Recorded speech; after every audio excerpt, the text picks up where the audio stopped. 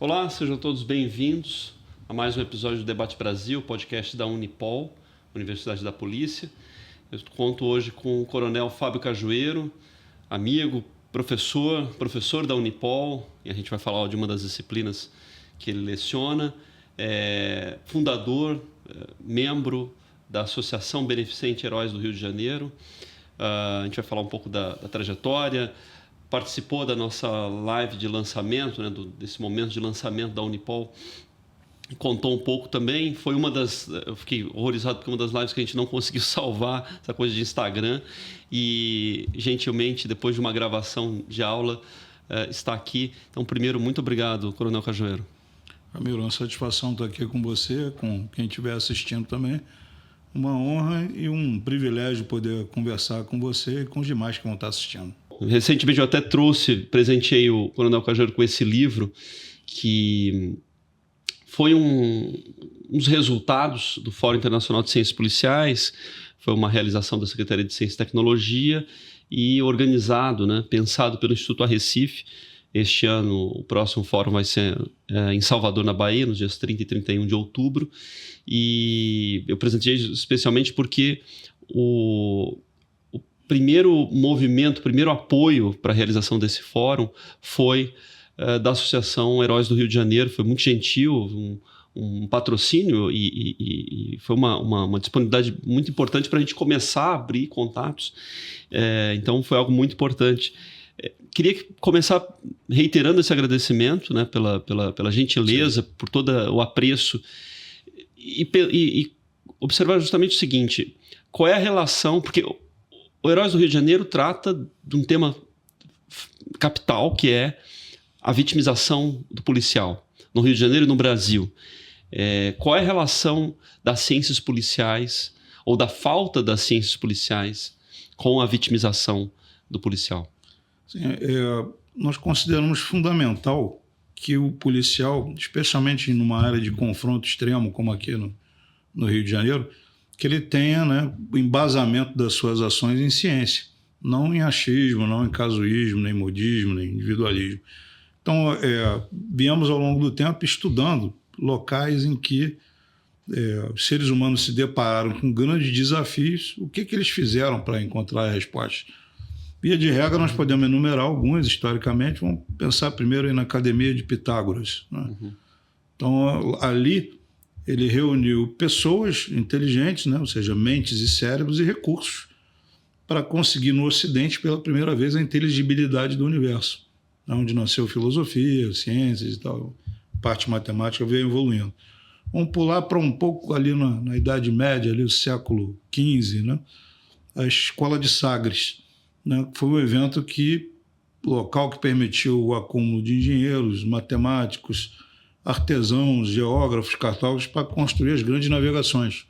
Novamente o mesmo fenômeno, reunião de mentes, cérebros e recursos para conseguir as grandes navegações, expansão da civilização europeia, rotas internacionais, comércio, né? Culminou com isso. Mais recentemente, a gente tem o Projeto Manhattan, né? Que reuniu 100 mil técnicos, 7 prêmios Nobel ao mesmo tempo trabalhavam lá, para desenvolver a bomba atômica para colocar o fim na Segunda Guerra Mundial. Mais ainda recente, a NASA, mesma coisa, corrida espacial, desenvolvimento de satélite, levar o homem à Lua, mesma receita, mentes, cérebros, conhecimento, local, investimento. E resolveu um problema, né? Mas reitero até uma pergunta que eu tinha feito já em outra conversa com o senhor. A vitimização do policial é um grande problema, como também soldados deixados ao léu depois de guerras no Brasil, seja a Guerra do Paraguai, seja depois Canudos, seja depois os pracinhas que foram à Segunda Guerra Mundial. A vitimização dos soldados não é um problema, por isso que não se fez, porque o que o senhor está mencionando é, ao longo da história, sim, problemas, iniciativas, interesses maiores, foram feitas algumas ações. O fato de a gente não ter feito algo à altura no Rio de Janeiro, no Brasil, de forma geral, isso expressa o fato de não ser considerado um problema, haver uma alienação em relação a essa vitimização? Assim, concluindo o que eu estava falando antes, né, exemplo mais brasileiro, depois da NASA, você tem o ITA, que gerou o CTA, o Centro Técnico Aeroespacial, Instituto Tecnológico da Aeronáutica, uma visão do Marechal Montenegro, que pensava em trazer professores para cá e desenvolver tecnologia aeronáutica. Hoje a gente tem a terceira maior empresa de aviação do mundo, a Embraer. E aí, em relação à nossa realidade, o que nós temos aqui no Brasil hoje e vem se agravando em algumas décadas? Se você for consultar qualquer parte da nossa população, vai dizer que o maior problema é de segurança pública. Mas ainda no Rio de Janeiro. Então, o que você tem? Evasão de empresas, evasão de cérebros, evasão de capital, vinda de menos turistas, poderia ser muito maior, né? Sensação de insegurança, queda de investimento. Ou seja, o problema de segurança pública está impactando o Rio de Janeiro e o Brasil de uma forma gigantesca, impedindo que a gente ocupe o nosso lugar natural de desenvolvimento. Os policiais estão experimentando essa situação porque eles estão na ponta da linha. Então, basicamente, a gente tem problemas hoje, né, o mesmo criminoso é preso 266 vezes. Né? Então, o problema não é mais de polícia, o problema é de legislação e o problema de ter estudos que venham da Universidade da Ciência para embasar os nossos equipamentos e ações. Então, uma coisa é um policial como eu dizer que foi preso o mesmo elemento 266 vezes, que a nossa legislação está falida. Para mim é muito claro. Mas outra coisa é um grupo de doutores e mestres e PhDs e pós-doutores analisarem profundamente isso e mostrarem que sem uma mudança legislativa intensa não há mais como manter a civilização aqui no Rio de Janeiro, no Brasil. Os exemplos que você citou, que a gente estava até conversando antes, sobre o abandono, né, que as tropas que estão na linha de frente recebem, não é privilégio desses governos atuais. É um problema brasileiro. Né? Guerra de Canudos, né? Guerra do Paraguai, quando as tropas voltaram, abandonadas pelo governo na época. Né? Mais recentemente, você tem os pracinhas, Segunda Guerra Mundial, quando voltam, também abandonados. Só recuperam e ajudam mais de 10 anos depois, com protestos, com muitos cometendo suicídios. Agora, há um problema de governo, ou de Estado, né, de forma geral, essa preocupação, esse carinho, essa atenção, mas é também uma questão de conscientização da sociedade. O senhor acha que hoje há mais sensibilidade com o policial por conta, dos últimos acontecimentos, da mídia, por exemplo, né, o apreço que se criou quanto ao sucesso do filme Tropa de Elite? O senhor acha que há um pouco mais, dá para fazer esse retrato ou não? Ou, na verdade, a sociedade ainda não compreendeu a vinculação capital com o policial? Não digo as elites. Né? As nossas elites, incluindo as castas que se formaram nos 3 poderes públicos, legislativo, executivo e judiciário, nas 3 áreas, municipal, estadual e federal, para essas castas há pouca movimentação e realmente não estão preocupadas com esse problema porque vivem em outro universo. Mas para o brasileiro mediano, o problema de segurança se apresenta com muita intensidade e ele aí percebe que a polícia quer resolver, porque inclusive interage com ele. Outra área também muito importante para a mudança dessa visão são as redes sociais independentes, não comerciais. Sim. Hoje um cidadão como eu, como essa conversa aqui é divulgada, sem ter necessidade de passar por grandes emissoras que têm um problema comercial atrelado.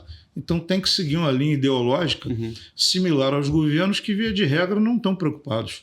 Né? Quando a gente tem o problema que hoje em dia está associado, o narconegócio, que fatura bilhões de reais por ano, ligado a uma narco-guerrilha, e que boa parte desses rendimentos são para sustentar essas castas que se formaram nos poderes públicos, além de empresas que também ajudam, além do sistema financeiro. Então a gente tem um conjunto de agentes que lucram e muito com a manutenção do narconegócio, do narco-guerrilha e do narcoterrorismo, que há discussão até de não querer reconhecer isso. Sim. Mas elementos que usam mulheres e crianças como escudo humano, característico do terrorismo. Assim como elementos que tocam fogo, explodem locais, barbarizam, estupram pessoas, característico do terrorismo. Assim, eu acho interessante, por exemplo, quando se cria né, e se propõe uma DPF como a 635, que cria uma série de dificuldades para ter operações Sim. policiais, que a gente trata, né, nesse livro aqui, Sim. né, que virou até um sucesso de vendas.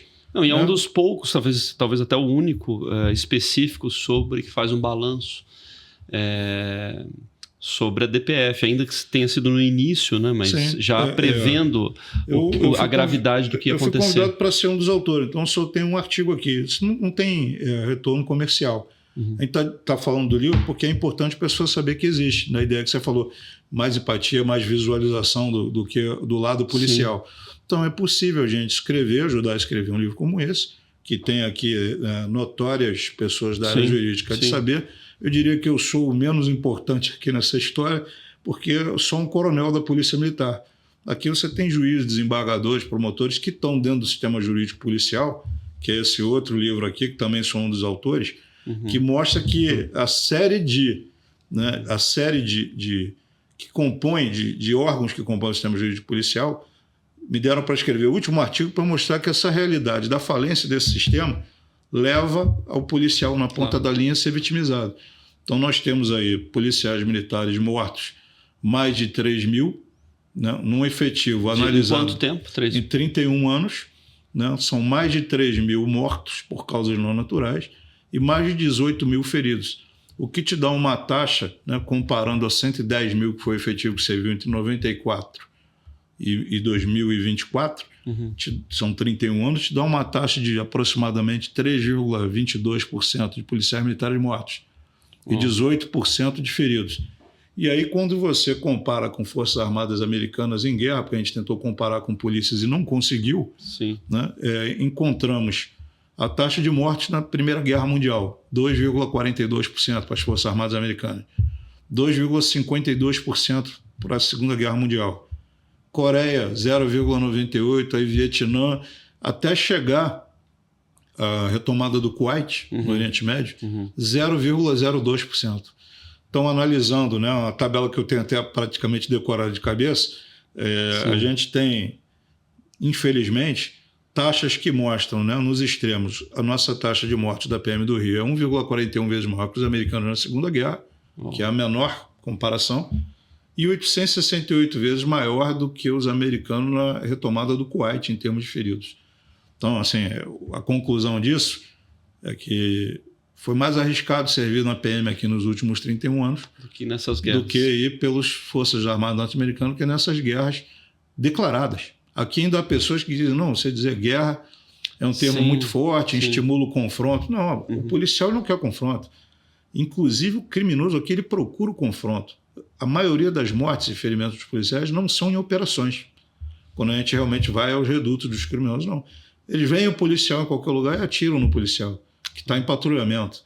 Então, e além disso, vendem a ideia falsa de que o interior de uma favela, de uma comunidade carente, é o paraíso, é a Sherwood, a gente chama até de sofisma de Sherwood, que era a floresta, né, onde vivia o João Pequeno, Robin Hood, Lady Marian, Frei Tuck. E existia ética, honra, lealdade. Não, na favela o cara não tem os direitos do artigo 5º. Não, e aí como é tanto essa maneira de, não pode dizer que é guerra, ainda que podemos considerar de fato, teoricamente, como há um debate, porque você está tirando do campo da segurança pública, enfim, são bandidos que têm que se prender e tudo mais. Um outro tema muito sensível é isso que o senhor falou em relação à favela. Há um anátema, quase que algo proibido de você falar que a favela é ruim, é um espaço de convívio deteriorado, precário. Você tem que dar dignidade para as pessoas. Esse é um desafio. Então, é difícil você ver um governo falando por um programa de desfavelização, programas de reforma, né, que é uma coisa que deveria ser assim, ininterrupta. Programas amplos, dignos, que você sempre fique pensando, né, porque parte do que a gente tem da tragédia que nós criamos, que é a sociedade ocidental moderna, especialmente latina e mais propriamente brasileira, carioca, fez, é uma tragédia urbana. O modo como nós desconstituímos o bem-estar dentro da cidade é uma coisa grave. Assim. A cidade passou a ser um lugar que, de outrora, de refúgio, um lugar de compra, um lugar de aquisições, um lugar de crescimento pessoal, intelectual, se tornou uma coisa refratária, um lugar de medo. Mas enfim. aí, qual é a origem disso? Se a gente for mapear, a ver com o que a gente acabou de conversar. Houve a Guerra dos Canudos, houve a Guerra do Paraguai, as forças militares voltam, são abandonadas, e aí começam as construções, inclusive próximas ao atual Comando Militar do Leste, que era a base militar de onde partiam essas tropas, para essas guerras. Abandonados pelo governo, procuram, né, ali o Morro da Providência, que é a primeira favela. Aí culmina, né, mais adiante existe um reforço dessa área, quando fazem a abolição da escravidão, e não dão meios nenhum ao escravo dele conseguir se manter. Então, como não tem onde morar, ele vai para o mesmo local que aquelas tropas estavam abandonadas. Para piorar, né, a partir do evento de escala de drogas, estamos falando de maconha e cocaína, gera recursos substanciais que abastecem novamente governos totalmente omissos, e estamos falando desde o século XIX. Sim. Então é um problema aí que tem mais de século, né, bobear quase 2 séculos, e não tem solução, realmente não apresentam soluções que a gente tem que pensar junto com a universidade. Claro. E por isso essa proposta da Unipol é tão importante. Porque, por exemplo, a gente olhando o vizinho, né, precisamos em outro continente, Colômbia, né, fez o quê? Pegou favelas muito parecidas com as nossas e criou reordenamento urbano. Ou seja, em vez de um monte de barraquinho em cima do outro, prédios, ruas largas, calçada, como é onde você mora, eu moro, quem está assistindo mora. Sim, né, assim, dá um mínimo de dignidade. Estamos falando em dar de graça, isso não.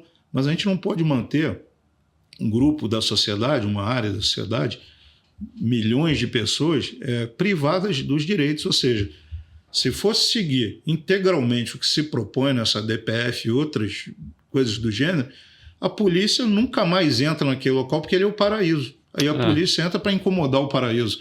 Não, aquele local hoje, ele teve toda essa gênese histórica, desde o século XIX. E hoje é mantido porque gera muito dinheiro em termos de corrupção e movimentação financeira e bancária, claro. Não, estrutural, entendeu? Então, mas tem solução? Tem. É um efeito dominó. O Salvador está resolvendo. Pois é um efeito dominó. Agora, até no caso desse exemplo da DPF, como tantos outros problemas que são problemas complexos de uma sociedade, acabam recaindo na ponta mais exposta, que é a polícia.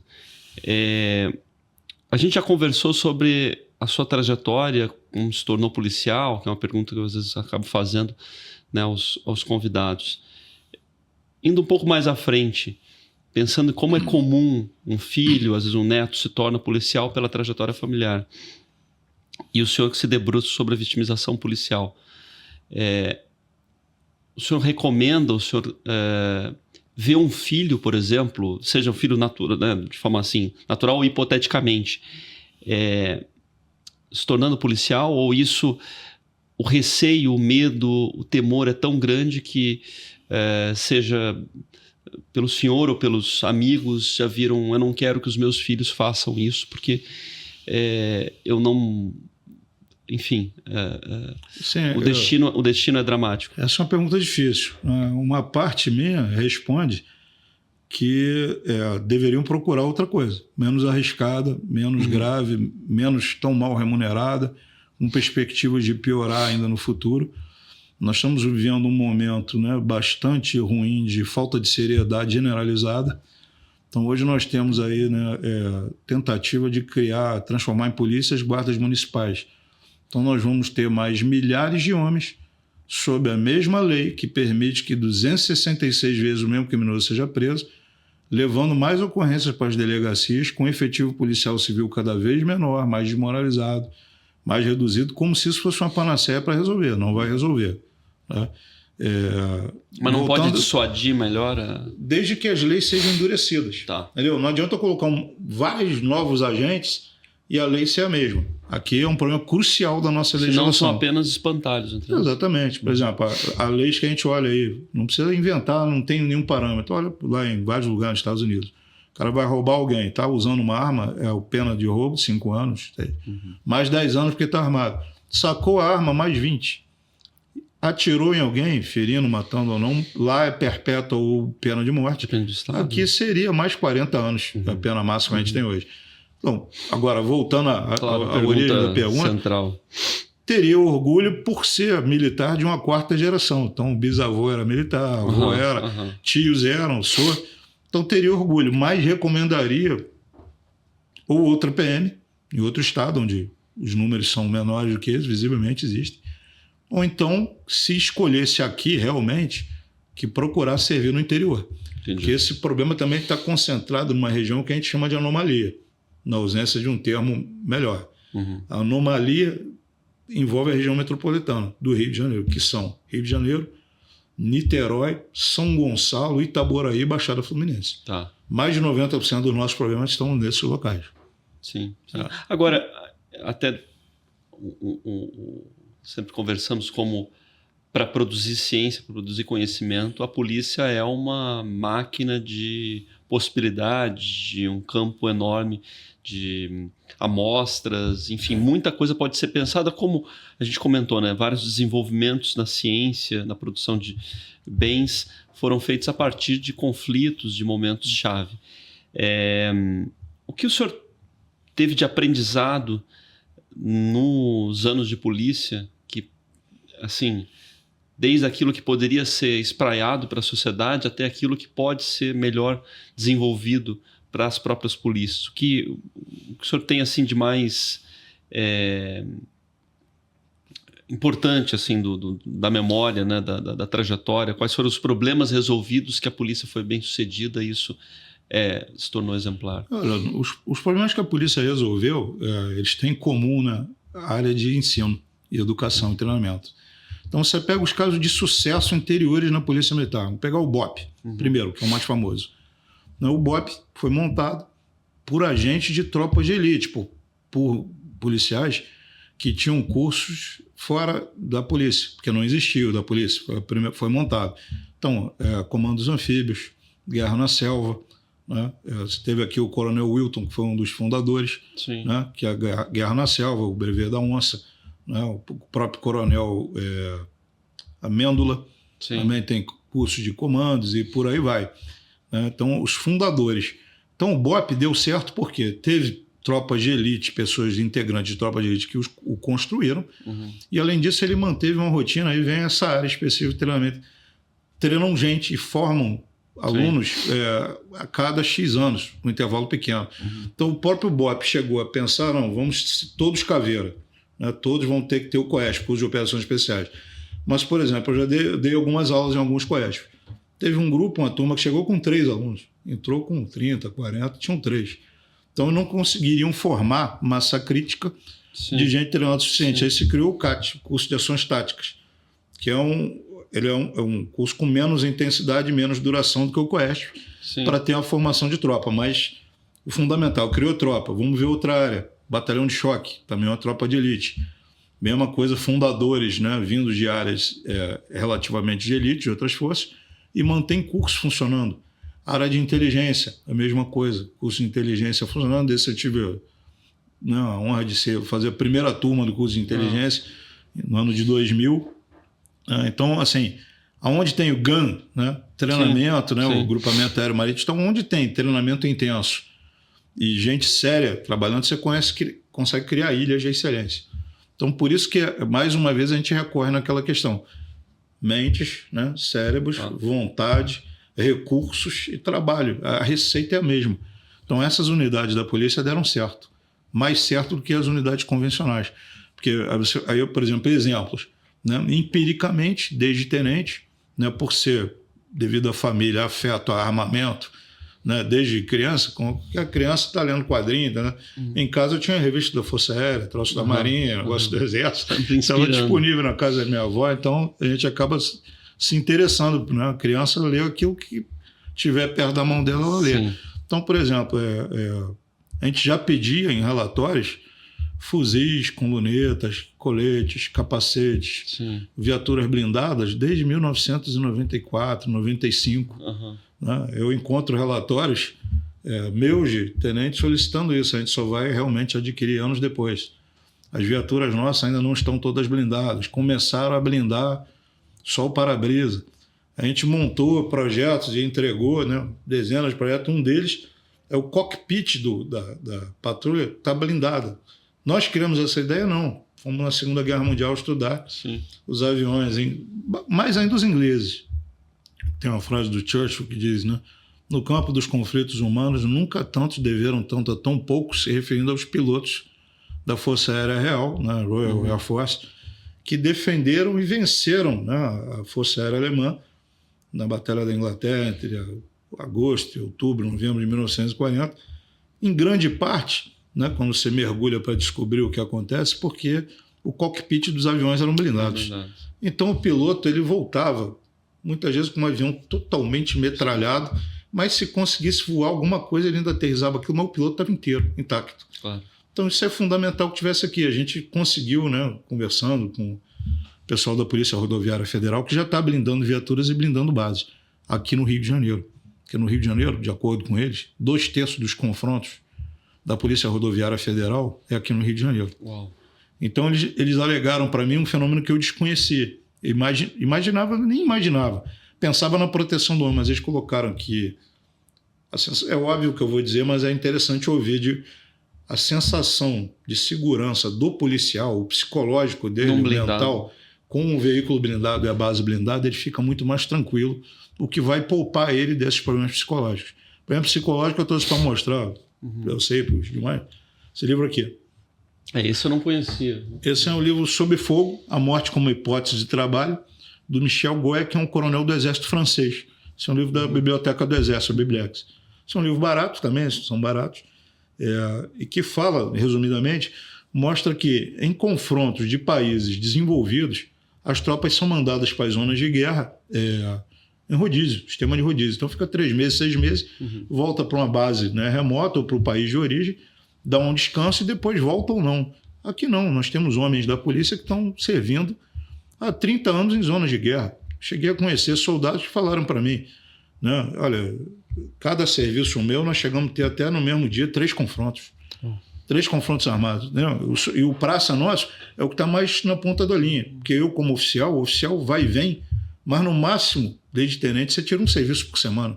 Quando muito. Agora, voltando um pouquinho sobre essa questão do blindado, quando mesmo no Rio de Janeiro os carros da polícia começaram a ser blindados? Não, as viaturas comuns agora, tem 1 ano ou 2. Muito entendeu? Recente. É muito recente. Nós escrevemos um relatório, eu sou um cara chato, né? Característica de um cara que pesquisa alguma coisa durante 31 anos, tem que ser um cara chato, insistente, porque quando você vai pedir, sendo jovem e moderno na hierarquia militar ou civil, uma informação, você nunca vai ver, pô, que maravilha, não. Alguém vai. Né? Essas aquisições que foram feitas na intervenção federal não eram viaturas normais. Eram excelentes viaturas. Sim. Porque o Toyota Corolla é considerada a melhor viatura policial do mundo para zonas civilizadas plenamente. Né? Zonas com leis, claro. Não zona de guerra. Aí não é. Né? Aqui tem até algumas histórias interessantes. Não sei se alguém já citou, se já conhece, ou os ouvintes, né, que estão assistindo. Mas nós, uma vez, mandamos uma delegação nossa de médicos para Israel para fazer um treinamento, ferimento de projetos de alta velocidade, ou seja, submetralhadores e fuzis. Chegando lá, nosso pessoal começou a perguntar, os médicos nossos começaram a perguntar. Aí o pessoal de Israel deu uma pausa e começou a conversar com os caras e pediu, pode levantar e palestrar, porque, pô, vocês estão com mais experiência do que a gente aqui em Israel em ferimento de alta velocidade. O que é comprovado pelo estudo de uma tenente-coronel médica, uma tenente-coronel dentista, ela é cirurgiã bucomaxilofacial. A Adriane, até acho pertinente você depois trazê-la. Ótimo. Ela tem mestrado, estava concluindo doutorado a última vez que eu conversei com ela. Ela mostra numa tese de mestrado que o local do mundo onde mais tem tiro na face é o Rio de Janeiro. Nossa. E o local onde mais se opera é o hospital da PM. Ela é a cirurgiã no mundo que mais opera projetos de alta velocidade. Estou falando, eu dei um exemplo médico. Agora o outro exemplo é pior ainda, ou tão ruim quanto. A Polícia Civil, o delegado Fabrício, se não teve aqui, vai ter em breve, né? É um dos integrantes da Unipol. Ele é o coordenador, o diretor, né? Para mim, militar, o comandante lá da CORE. E ele foi com um grupo de policiais civis, não sei detalhes foi para mim, mas sei que ele estava num grupo que foi, né, da Polícia Civil a Israel para ver um modelo de blindado adequado à nossa realidade aqui. E aí expuseram, Na reunião antes, eles tinham planejado, os israelenses montaram. Israelense é interessante você ter como referência, porque de uma forma muito resumida, né, os caras têm 1/3 dos prêmios Nobel do mundo. Então, ciência para eles é uma realidade permanente. Sim. E, além disso, né, resumindo, eles são um país pequeno cercado de uma pressão, né, de uma forças hostis para tudo quanto é lado. A zona conflagrada, terrorismo contra países hostis, não amigáveis a eles ali ao redor. Então, os caras têm que ter muita informação, muita tecnologia, funciona, então é um parâmetro interessante. Então, o pessoal foi lá. Aí expuseram a nossa realidade, o que é enfrentável e tal, eles aí mudaram. Olha, a gente estava com um tipo de equipamento aqui preparado, mas diante do que vocês estão falando, vocês têm que usar tanque com esteira, canhão, entendeu? Como é que é a realidade? Outra vez no passado foi comigo, nós trouxemos várias empresas para analisar a questão de patrulhamento aéreo aqui no Rio, visualização aérea. Aí um dos coronéis que veio, a gente fez um sobrevoo com ele para ele ver como é que era uma favela e tal. Quando voltou, ele falou: no caso de vocês, desse jeito, com essa arquitetura, tem solução. Não tem como visualizar ninguém, sistema aéreo nenhum, uma casa em cima da outra. São as favelas. Você tem que construir. De novo, a mesma ideia, tem que construir rua larga, transformar isso em prédio, para você poder ter. Senão, sanear o espaço. Porque senão você vai ter. Qual é a utilidade? Você está patrulhando aéreamente ali, é a opinião dele. Mas eles têm um viés muito militar. Outra vez a gente. Sistemas para patrulhar a Baía de Guanabara, sugeriu até um míssil. Então, assim, não é a nossa realidade. Nem legislativa, nem não é. Mas em termos de produtos, em termos de equipamento, para ver como é que a nossa realidade fica. Ou seja, pela pesquisa e pela ciência, muitas antecipações foram feitas e aí a chegada de equipamentos é um outro tempo, né? Mas, tempo. Você pode ver que até hoje, né, o Coronel Wilton esteve aqui falando, né, do Caveirão, que ele foi o precursor, aceitou usar e tal. Até hoje é criticado. Entendeu? Até hoje tem muitas pessoas que é um absurdo a viatura blindada. Se a gente pudesse contabilizar... E ele faz menciona de uma forma muito interessante. É um colete à prova de balas coletivo. Porque de fato é isso. Né? Exato. E assim, quantas vidas será que foram salvas? Porque se você for ver um caveirão desse de perto, quando eu comandei o Batalhão da Maré, o caveirão crivado de tiro de tudo quanto é lado. Sim. Então... Agora, se a gente comentou aqui, né, que de fato se tornou no Brasil o maior problema, segundo a opinião pública, a segurança pública. Parte marcante desse problema é o modo como as organizações criminosas se avolumaram, se agigantaram, se complexificaram. Né? Comando Vermelho, PCC, Terceiro Comando, milícias, ADA, Família do Norte, o Nordeste tem as suas peculiaridades, o Rio Grande do Sul tem umas 6 facções, enfim, é um mundo de crime organizado, muito entremeado com alto poder em várias situações. E há uma discussão atual sobre considerar essas organizações como grupos terroristas, especialmente há uma expectativa de que o governo americano faça esse reconhecimento. Eu queria que o senhor fizesse considerações sobre isso. O que o senhor acha dessa... Pelo que eu vi, na realidade, não foi nem o que me contaram ou eu li, eu vi. A classificação como grupo terrorista é totalmente permanente. Alguns poucos eventos, né? Para não esgotar o nosso tempo aqui discorrendo vários eventos que eu estava presente. Quando você toca fogo num ônibus, né, é uma ação terrorista. E ele explode, eu estava próximo, vendo pegar fogo, eu vi pelo rádio, cheguei a tempo, fui o primeiro a chegar, depois chegar na viatura. A situação é de terror. Né? Ainda trocamos tiro com os caras que tocaram fogo no ônibus, eles fugiram, se homiziaram. E aí fizemos um afastamento do lugar, daqui a pouco aquilo explode. Né? Explodir fiação, né? Porque às vezes está perto de um poste e tal, uma área fica sem luz, situação muito grave. Situações outras muito graves, você está no meio de um confronto, né? Isso aí, Complexo do Alemão, especificamente o Parque Proletário, você está no meio de um confronto, e aí quando você está se aproximando e iniciando a troca de tiro, aí começa a descer um monte de mulheres jovens com um bebê de colo, criança pequena, ou seja, o cara está usando aquele grupo ali como escudo humano. Então, assim, não tem nenhuma... A característica de uso de escudo humano é especificamente terrorista. Quando o cara também pega, quando um grupo desse pega e ataca simultaneamente, como a gente viu em São Paulo e aqui no Rio algumas vezes, várias bases, várias viaturas das polícias e tal, é típico de um atentado terrorista. É como o Hamas faz em Israel, né? Quando né, esses criminosos montam verdadeiros bunkers dentro de escolas, embaixo de escolas, dentro de locais públicos, dentro das favelas, eles estão usando aquele pessoal ali como escudo. Então, e ainda conseguem apoiadores que fazem, né, essas pérolas, essas jabuticabas, né, porque só existe no Brasil, de dizer que o cara está no paraíso e a polícia incomoda quando entra lá. O mundo teve todo um triste né, percurso nessa área quando criaram as no-go zones, né? Locais onde a polícia não podia entrar e tal. Todos que esses é um locais, princípio que está na DPF 63. todos esses locais deram errado. Onde a polícia parou de ir, é óbvio, porque se a polícia para de ir, você cria o caldo perfeito para o crime. Né? E aí conta com aquilo que a gente falou antes, né? As 3 esferas, os 3 poderes envolvidas, sim, né? E mais a iniciativa privada, o sistema bancário, financeiro, né? Porque esses caras lucram muito. Eu vi recentemente numa palestra do professor Pérez Chiquida, que também sugiro ouvi-lo aqui, em que ele mostrava que uma das declarações lá de um criminoso ligado ao PCC que não tinha mais onde lavar dinheiro. Então, quer dizer, até os negócios legalizados estão sendo. Né? Aqui no Rio a gente está tendo problemas desse tipo. Áreas que estão derrubando provedores de internet, servidores e serviços, tem que contratar. Eu estive levando até, né, o livro do Fórum Internacional de Ciências Policiais para a DERJ, que é a Associação dos Distribuidores Atacadistas do Estado do Rio de Janeiro, e que também patrocinou o Fórum, um grande parceiro.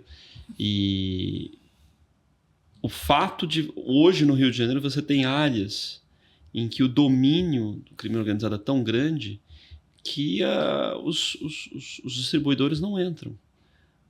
Há outras organizações que fazem, então há uma réplica de serviços, os mesmos serviços que você tem, né, as pessoas têm entrega, você vê um caminhão, um VUC, né, um veículo urbano, transportando até um supermercado, dentro de regiões até expressivas, né? Vale lembrar, por exemplo, essa perseguição ao peixão, né, do Complexo de Israel, ele controla uma área de 130 mil habitantes. 130 mil habitantes é uma cidade média brasileira. É um domínio. E ali você tem um complexo de serviços, de mercados, de circulação de mercadoria, que é algo, de fato, rivaliza com a autoridade do Estado de forma completa. Sim, quer dizer, aí você encontra autoridades que são omissas desde o século XIX. A gente não está falando de só uma omissão hoje. Hoje, com certeza, temos péssimas autoridades, em qualquer área. Mas aí você vê que isso não é um problema só atual. E começou lá, e vem até se arrastando até hoje. E não falam seriamente em resolver nada. Você não vê propostas estruturais. Como colocou antes, vamos reconstruir áreas dessas regiões mais carentes. Vamos levar urbanização, água, luz. Aí, não, isso aqui deixa alguém que vai dar muito problema. Não, o problema está aí. Aí hoje a gente tem o nosso Brasil, que é um país que tem todas as condições de ser uma superpotência e exportar um modelo único de paz, de tranquilidade, de não preconceito, de aceitação religiosa. Não tem. Sim, de convívio. De convívio, de civilidade, estamos oprimidos por essa questão do crime. Aqui a gente não sabe mais se sai, se volta, se sai um filho, um parente fica preocupado. E o nosso parente preocupado enquanto a gente está aqui no Rio. Então, agora, tem solução? Tem. A solução passa pelo que a gente vê outros fazerem e por a gente sentar e desenvolver questões como essa que a gente está propondo através do Unipol. Não, e uma das coisas que a gente faz aqui, por exemplo, né, o próprio Debate Brasil, esse podcast é algo para dar uma atmosfera ao projeto da Unipol. E é uma forma de comunicação. Aí eu queria entrar num assunto da sua disciplina, que é telecomunicações nas ciências policiais. Como é que o senhor entrou dentro desse universo das telecomunicações, seja na atividade profissional, seja como pesquisador, interessado no assunto? Sim, eu como falei, eu venho de uma família, né, de militares e sempre lia sobre isso. Então, termos como consciência situacional, resiliência, eu já lia isso desde de muito jovem. Sim. E aí, quando eu entrei na polícia, uma das primeiras funções que eu recebi como aspirante foi ser oficial de comunicações. Você, quando chega aspirante, eles avaliam, vão te dando várias funções. Uma foi essa. E aí, isso aí eu estou falando em 1994. Tá. E aí, infelizmente, mas para não variar, ou para variar, depende da visão, o sistema de rádio era precário, gente invadia a rede. e falava bobagem para o policial e provocava e ouvia e não tinha cobertura correta. Era esse modo assim de você colocar o rádio manual, como a gente compra um rádio e mudava a frequência. Qualquer um ouvia, botava a frequência lá, ouvia, xingava o policial. É curioso que hoje ainda alguns grupos criminosos usam rádio. Se você utiliza, eu usei recentemente, fiz uma peregrinação, e a gente estava se comunicando por rádio, e aí de vez em quando você ouvia umas comunicações meio estranhas, você suspeitava que fosse bandido. Isso, aí desde aquela época eu venho fazendo proposta para evoluir isso. Acabei, né, por ter antes de entrar na polícia, ter feito curso de tecnologia da informação, né, e de computação, já está afeto à área técnica. E aí fui sugerindo e lendo, estudando isso aí, fui servir no departamento estadual na época de telecomunicações, hoje, né, superintendência de comunicações críticas, servi algumas vezes. E sempre procurando pesquisar os melhores sistemas, os melhores métodos, sim, como sempre fiz. Melhor arma, melhor mira, melhor colete, melhor blindagem, melhor rádio. Aí, nessa área eu consegui, né, ajudar a influenciar a escolha do sistema que a gente considera o melhor para a segurança pública, né, que hoje a gente usa o Tetra aqui, né, que aproveitamento de espectro para cidades maiores. O que é o Tetra e o que ele faz? Né? A sigla quer dizer Terrestrial Truncated Radio. Tá. É um padrão europeu de comunicação crítica, ou seja, talvez uma maior frequência seria? Frequência em torno de 450. Eu não posso precisar exatamente para evitar divulgações indevidas, mas é nessa área. Mas um dos melhores situações que tem é você estar numa emergência. Eu reputo até como um dos meios de que a gente tem menos policiais mortos e feridos em serviço do que em folga aqui no Rio, porque você não tem o rádio. O rádio você pega e aperta o PTT, Push to Talk, né, em inglês, PTT. Apertou a tecla, você fala com 10, 100, 1000, 10 mil que podem estar ligados naquela rede ali. Então você consegue, com muita rapidez, pedir apoio, informar onde está indo, e está sendo monitorado hoje, porque tem GPS no rádio também, da viatura, tem GPS no rádio portátil. Então a comunicação é fundamental para que o policial consiga operar melhor. Mais segurança. Algo assim dentro do universo cotidiano. Os policiais ainda utilizam mais o rádio do que o WhatsApp? Hoje, em algumas ocasiões, não. Sim. Erradamente. Sim. Muita gente usa o WhatsApp, mas o que tem que se ter certeza, e é uma das coisas que a gente fala no curso, é que uma das primeiras coisas que acontece quando você tem um evento de catástrofe ou um grande evento é você ter interrupção de sinal de celular. Ah, mas eu uso o WhatsApp. O WhatsApp está no celular. Então você precisa ter confronto. Você tem o Réveillon aqui no Rio de Janeiro. Mais de 1 milhão de pessoas nas areias da praia. E aí você não consegue falar, porque o sistema não foi dimensionado para isso. Sim. Sistema comercial. Você tem final de campeonato no Maracanã. Aí inclui times, ali, um monte de gente ali querendo mandar uma foto, transmitir um vídeo, falar gol, gritar. Congestionamento. Você tem outros eventos religiosos, que também acontecem no Rio, massivos, né? Igrejas reúnem dezenas de milhares de pessoas no mesmo lugar. Você também vai ter congestionamento de rede. Então é fundamental que tenha o rádio, que é uma rede própria, isolada, e dentro, de novo, daquela característica fundamental, que é o broadcast, que é você apertar e falar de 1 para N. Porque vamos fazer uma simulação rápida. Eu estou com você aqui, o Marcelo, que é o editor aqui de vídeo, está ali do lado. Aí, se eu quero falar com vocês dois e tenho que ligar, eu tenho que buscar aqui, porque hoje em dia ninguém mais sabe o telefone de cabeça, que está no contato, aí ligo para você. Tem um tempo ali, um delay para ligar, achar, começar a transmitir. Para ele, depois de eu falar com você, volta o mesmo processo, falo com ele. Então, eu vou levar alguns minutos para conseguir transmitir a mensagem para 2. Você multiplica isso, às vezes, na rua por 100, e às vezes com outras forças, então se eu vou levar 3 minutos para falar com você, eu multiplico por 100, 300 minutos. Então, eu já estou na casa de 65 horas. Vou falar com 100 pessoas se eu for ligar de 1 para 1. Agora, com o sistema de rádio em broadcast 1 para N, eu aperto aqui, se os 100 estiverem no mesmo grupo, 100 estão ouvindo ao mesmo tempo.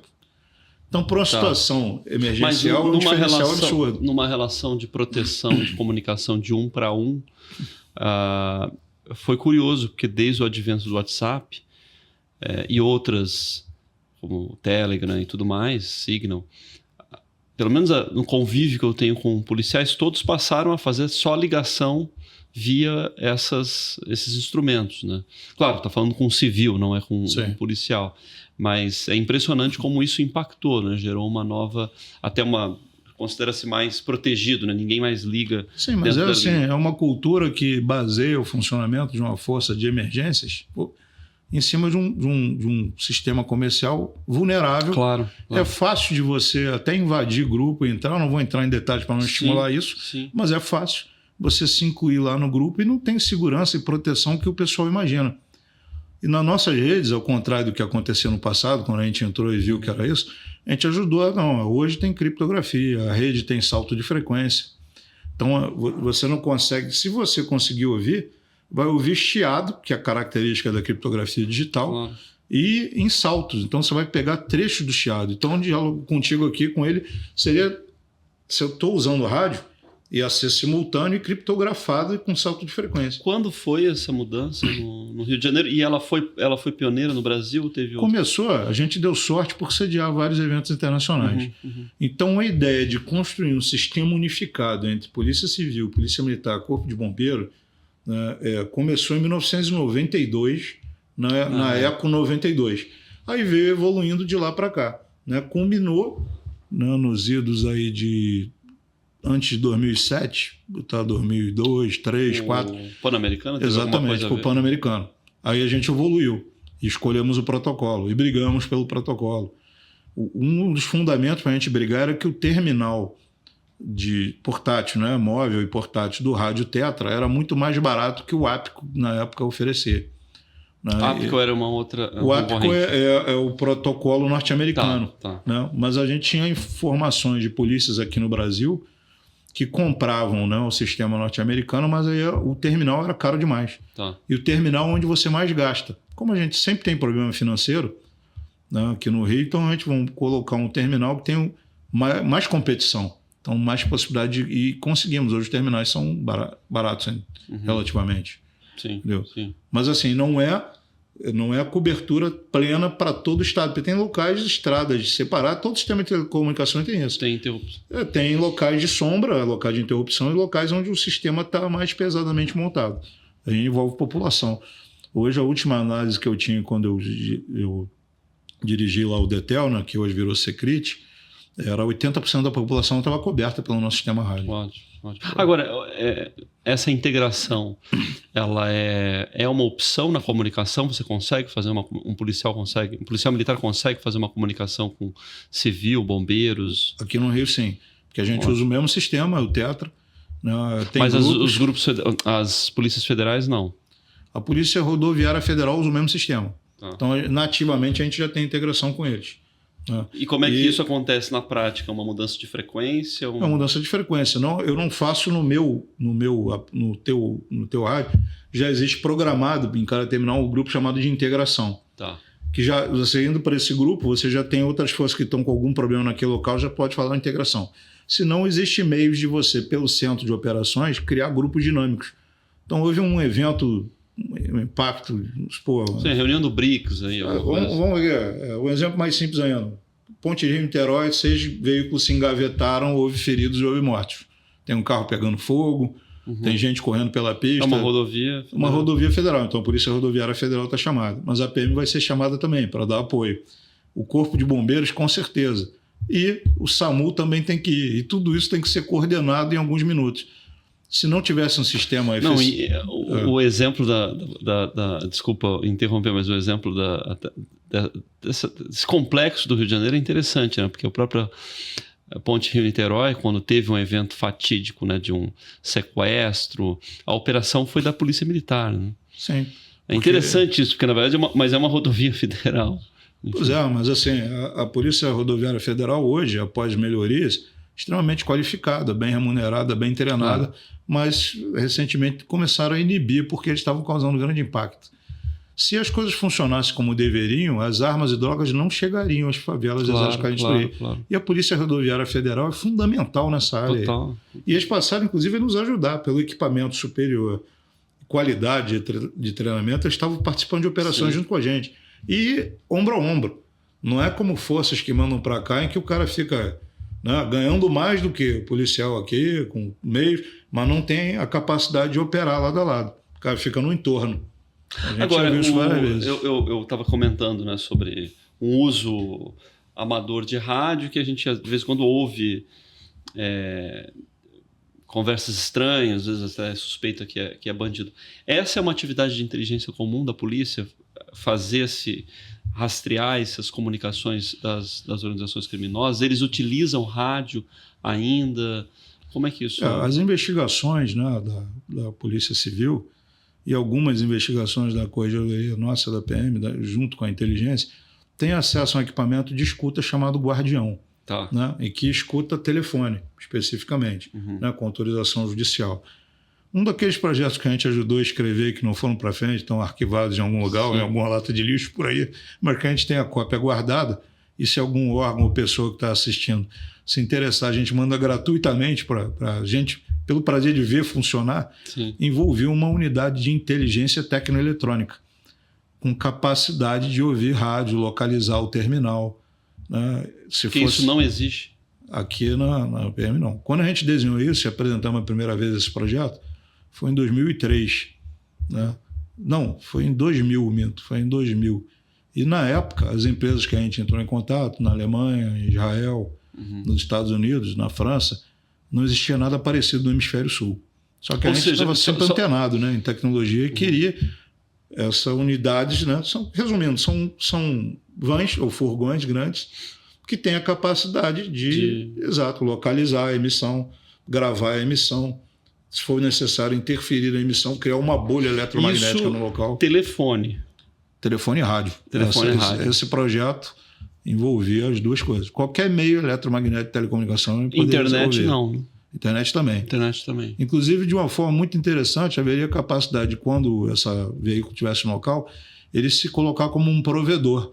Então, o criminoso ia acoplar nele como provedor gratuito, e aí ia falar, transmitir, a gente estava filtrando e localizando tudo. Mas assim, não é comum isso lá fora, porque até numa lembrança do cinema americano de polícia, que você vai com um carro, com um furgão em certa região e fica ali com as escutas. Sim, mas em locais altamente desenvolvidos. Estamos falando de FBI, né? CIA, estamos falando do Mossad, estamos falando do Shin Bet, estamos falando do MI6, MI5, Scotland Yard, entendeu? A Bundeswehr alemã, então os caras GIGN francês. Então você tem esse tipo de apoio. Aqui a gente não conseguiu montar. A gente sabe que tem viaturas que fazem isso, mas para a Força Aérea, porque questões de interferência em áreas que tem aeroporto é gravíssimo. Porque o cara não pode perder numa aproximação, tem uma rádio clandestina transmitindo na mesma frequência do avião que está aterrissando. Imagina os acidentes que podem causar isso. Claro. Mas o projeto continua, seria atual ainda, 20 anos depois. Incrível. Mas ainda seria não, especialmente útil, né? Conseguir capturar as comunicações via, por exemplo, WhatsApp, porque hoje, provavelmente, a maior parte da comunicação das organizações criminosas provavelmente vem daí, né? Desse tipo de... Mas que existe toda a tecnologia que já veio sendo evoluída. Na época que eu projetei isso para a primeira vez, precisava de 3 veículos para gerar uma triangulação. Mas, recentemente, com um veículo resolve. Então, a gente teria que ter 2 para ter uma redundância, né? Que é um dos conceitos fundamentais que a gente discute no curso. De uma forma resumida e popular, quem tem um não tem nenhum. Quem tem 2 tem um e assim vai. Né? Progressivamente. Então, precisa ter 2. Né? E uma equipe bem treinada, bem remunerada, porque isso abre um leque de poder, né? E de capacidade de detecção que vai do cara, do Zé Mané, que não sabe nem falar aqui dentro de uma comunidade, até o cara que está em Brasília, no mais alto nível e tal, no ar-condicionado, né, que mora na Vieira Soto, né? Porque os verdadeiros cabeças do crime organizado são esses. Né? Não é o cara que eu troco tiro com ele ali. Que é o descartável, né? Você tira Se você chegar para um cara desse, tentar entrevistá-lo no podcast, ele não fala 5 minutos sobre assunto nenhum. Não fizeram quando a polícia fez um bravo trabalho, né? De pegar aquele traficante faz pouco tempo aí. E aí, em seguida, como estava perto da eleição do Papa... Não sei se é verdade, mas o crime organizado fez uma alegoria de uma fumaça preta saindo, que teria sido... Um substituto apareceu, digamos assim. Eu não vi isso, não. Mas aqui assim, eu não duvido, não. Não duvido, não. Aqui no Brasil, mais no Rio de Janeiro, tudo é possível. Enfim, agora, até para fazer vamos fazer um jabá, digamos, do curso, né, de telecomunicações e ciências policiais. O que o senhor traz no curso? Por que ele é interessante? Por que ele é importante para quem se aperfeiçoa?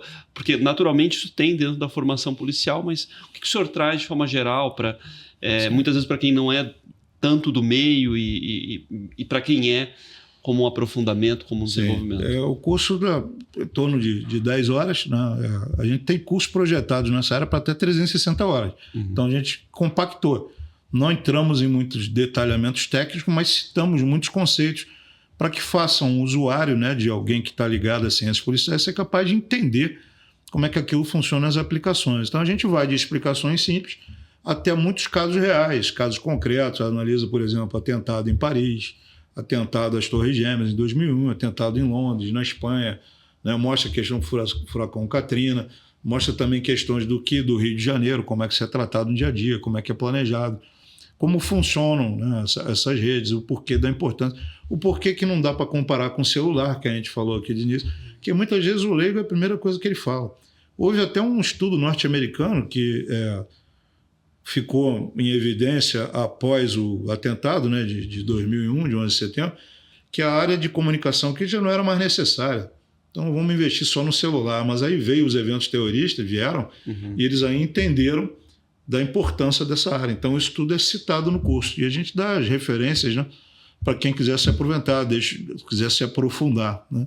E deixa os nossos contatos para quem também depois quiser trocar ideias, né? Ótimo. A ideia, a proposta, né, de todas as disciplinas, as matérias da pós-graduação da Unipol, elas são enxutas, mas depois a gente pode fazer desdobramento no futuro, quem sabe até criar um curso maior de telecomunicações e ciências policiais. Enfim, a ideia justamente ela é panorâmica, né, de início, mas depois a gente pode desdobrar. Assim, só reforçando, é uma área ainda é um pouco hermética.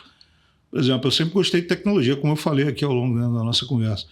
Mas em 94, 95, eu servia no 13º Batalhão, que é junto da Praça Tiradentes. O Departamento Estadual de Telecomunicações ficava 100, 200 metros. Eu não conhecia o batalhão, porque ninguém falava sobre, só queria usar o rádio, mas ninguém se aprofundava no que eu queria entender, pesquisar nada. Sim. Eu consegui servir lá e não saber que tinha o Departamento Estadual de Telecomunicações a 200 metros. Então, uma área fundamental, faz uma grande diferença para quem está em operações, é a arma principal de comando e controle, porque se você não tiver as comunicações juntos, não transmite nada. Tem um general, né, americano da Força Aérea que dizia, né, T.S. Powell, o cara dizia aqui, em português, né, o cara dizia: bom, sem as comunicações, a única coisa que eu comando é a minha mesa. E a minha mesa não é uma arma muito letal. Esse cara era o cara que comandava a resposta nuclear norte-americana. Oh. Entendeu? Então, ele fala, sem comunicação, não comando nada.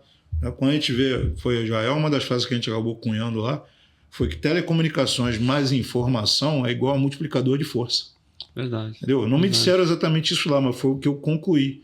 Então, como é importante, dizia o pai da teoria matemática das telecomunicações, Claude Wood Shannon, dizia ele que a informação é a redução da incerteza. Tá. Agora, se eu tenho essa informação, mas não tenho a comunicação, não adianta que eu não vou reduzir a incerteza, eu vou informar o outro lado. Então, é fundamental nessa disciplina. Coronel Cajueiro, muito obrigado. Muito, muito gentil mais uma vez e agradeço a você, sabe as palavras. Obrigado. Obrigado a todos que acompanharam. Espero que curtam, compartilhem e aproveitem esse nosso conteúdo e também, especialmente, a página da Unipol, o que a gente tem a oferecer na pós-graduação e nos cursos. Porque não só existe a pós-graduação como um todo, como os módulos, e quem quiser experimentar algo mais específico, algo, né, para tomar um gostinho, pode, por exemplo, ter depois o curso apenas do Coronel Cajueiro, como dos outros professores. E, enfim, obrigado a todos.